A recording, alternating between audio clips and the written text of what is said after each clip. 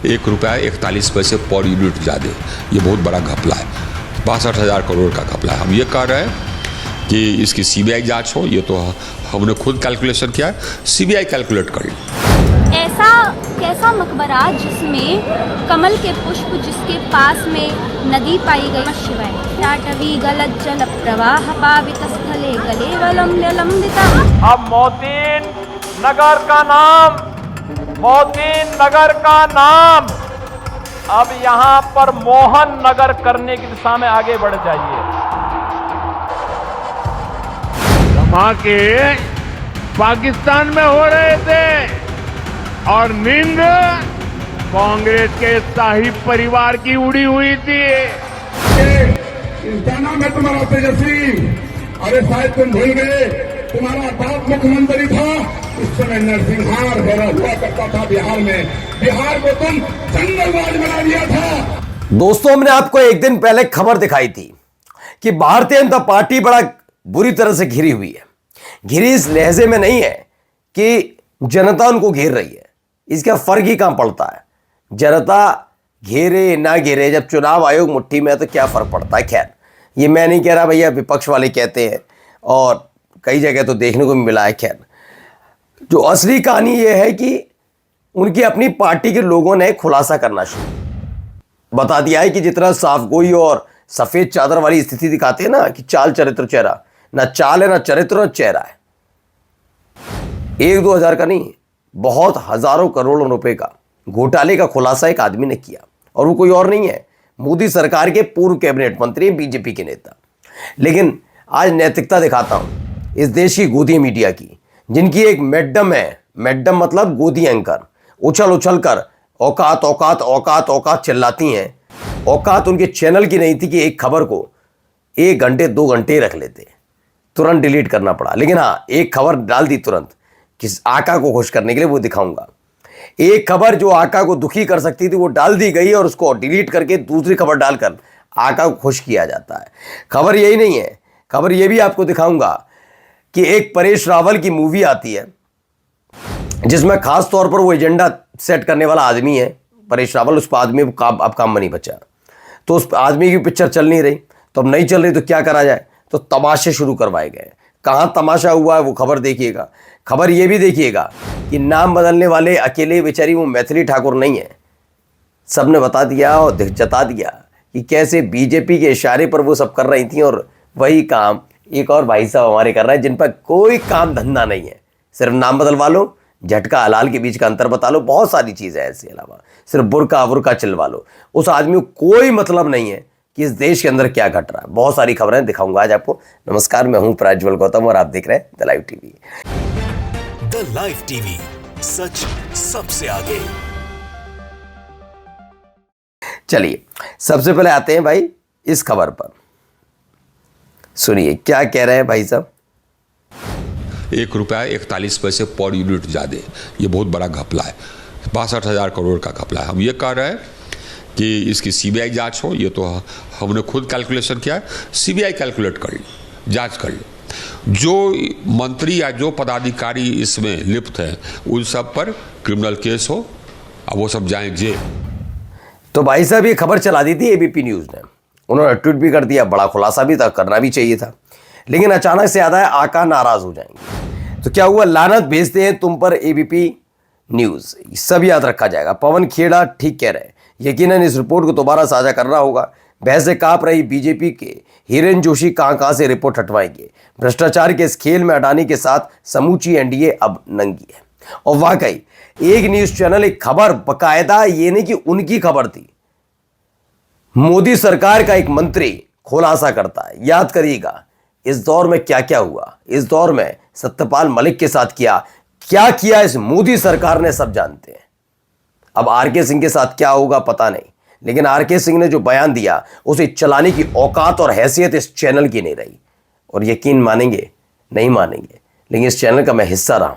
मुझे भी लगता था कम से कम कोई चैनल चलाए ना चलाए, कोई चैनल चला भी दे, कम से कम उसे अपनी इज्जत के साथ रखता है।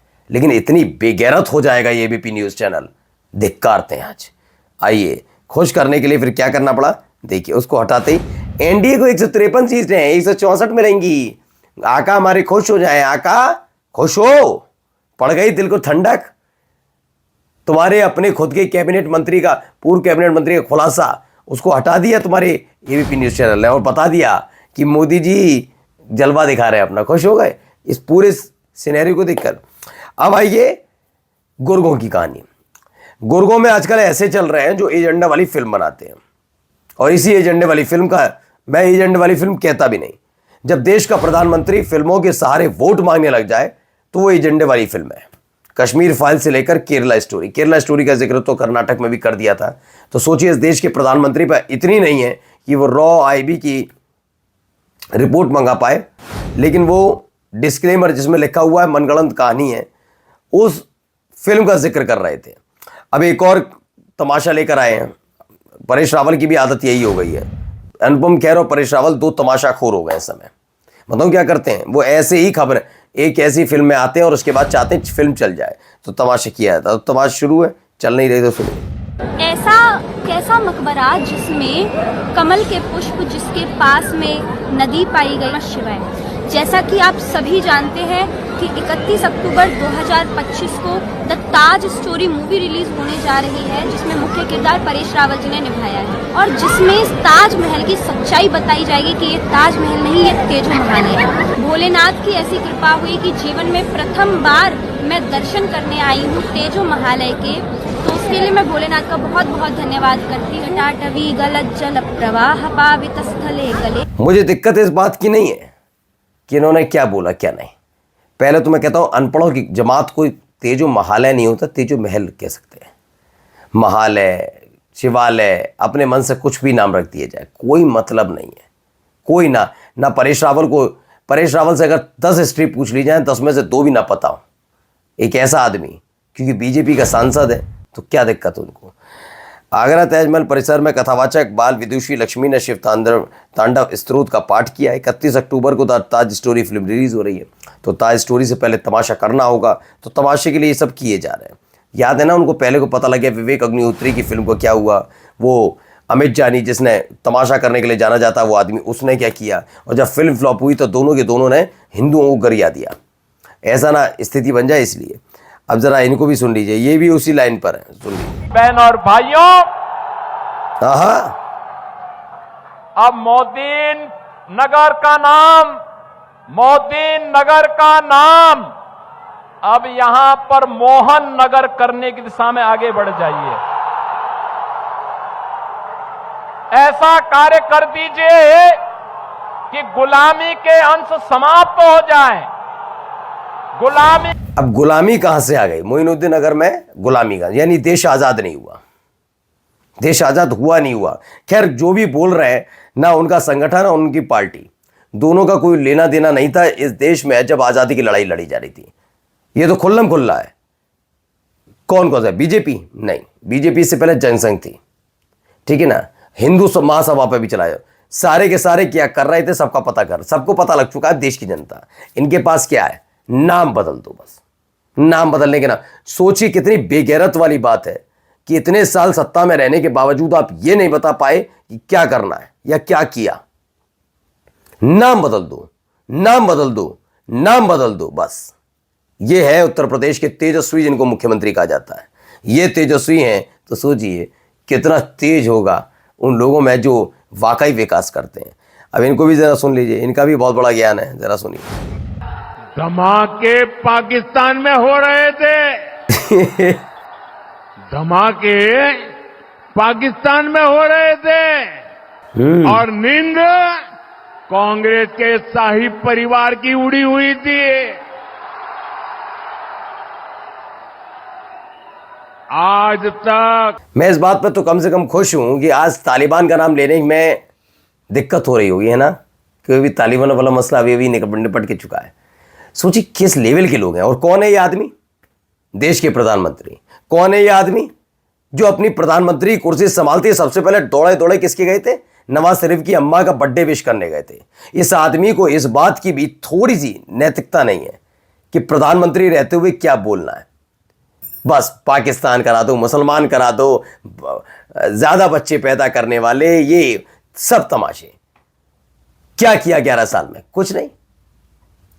एक उद्योगपति, मैं नाम ले रहा हूं पूरी जिम्मेदारी के साथ, मैं आज भी पूछता हूं अपने व्यूअर से, मुझे बता दो 2014 से पहले कितने लोग गौतम अडानी को जानते थे? क्या बनाता था गौतम अडानी?